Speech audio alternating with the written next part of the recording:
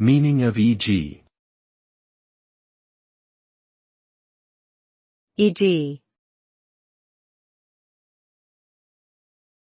e.g.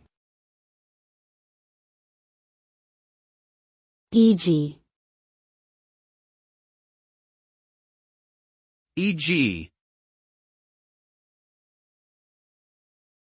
The abbreviation e.g. stands for the Latin term exempli gratia, which translates to for example. E.g. is often used to introduce examples or list items that illustrate a general statement. For instance, if you were writing about different types of fruit, you might say, some examples of citrus fruits include oranges, lemons, and grapefruits, e.g., fruits with a sour flavor.